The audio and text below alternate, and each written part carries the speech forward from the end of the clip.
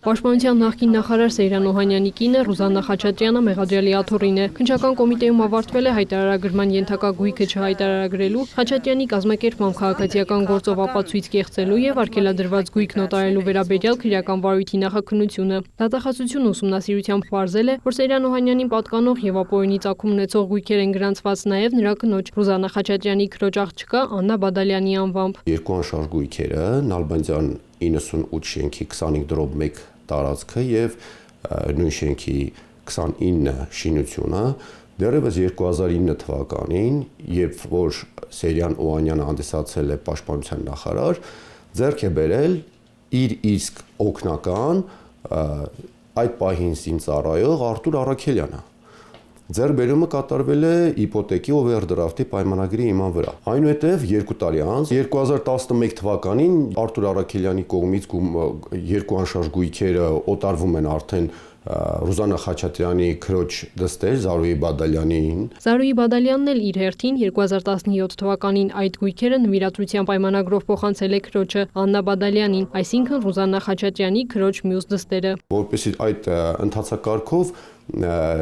տպավորություն ստեղծվի, որ այդ գույքերը իրենց չի պատկանում, այսինքն իր ամուսնու հետ համատեղ ձեռքբերված գույքեր չեն հանդիսանում։ Դրանից հետո թվով երկու այդ անշարժ գույքերը գրավադրվում են Արարատ բանկում, վարկ է ստացվում, որի երաշխավորը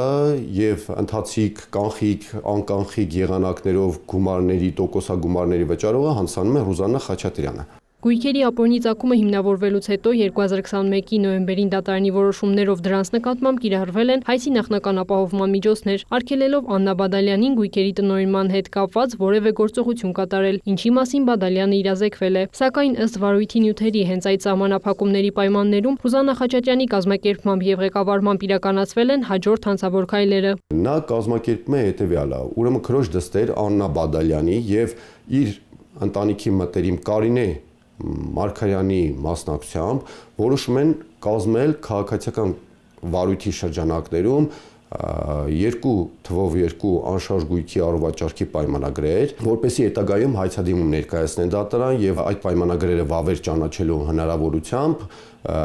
օտարեն Կարինե Մարգարյանին եւ դուրս բերեն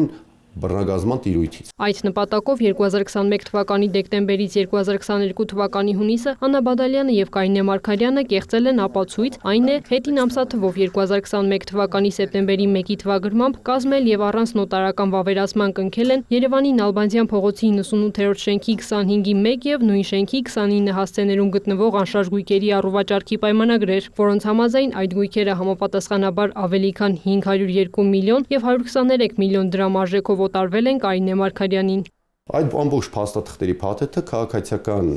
դատարան է ներկայացվել Կարինե Մարգարյանի կողմից, որի մասին Աննա Բադալյանը իրազեկ լինելով,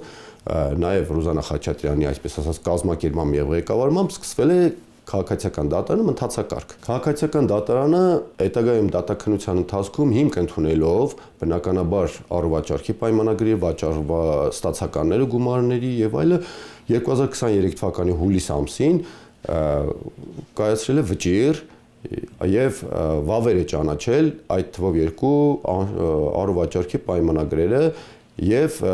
պարտավորեցրել է կադաստրի կոմիտեին գրանցել Կարինե Մարգարյանի սեփականության իրավունքը այդ երկու անշարժ գույքերի նկատմամբ։ Հետագայում նախաքննությամբ հիմնավորվել է, որ քաղաքացիական գործով կեղծ ապացույցներ են ներկայացվել դատարան, արգելանքի պայմաններում գույքերը ձևականորեն օտարելու եւ պետության կողմից հնարավոր բռնագանձումը խոչընդոտելու նպատակով։ Բացի այդ, Ռուզաննա Խաչատրյանը, լինելով պաշտպանության նախկին նախարար, ազգային ժողովի падգամավոր Սեյրան Օհանյանի կինը եւ ունենալով հայտարարագրեր ներկայացնելու պարտականություն 2022 թվականից մինչեւ 2024 թվականն ընկած ժամանակահատվածում կոռուպցիայի կանխարգելման հանձնաժողով ներկայացրած հայտարարագրերում թաքցրել է փաստացի իր կողմից տնօրինվող հայտարարագրման ենթակա նշված անշարժ գույքերի տվյալները։ Կատարված նախաքննությամբ Ռուզաննա Խաչատրյանի նկատմամբ հարուցվեց քրեական հետապնդում եւ նրան մեղադրանք առաջադրվեց քաղաքացիական գործով ապացույցներ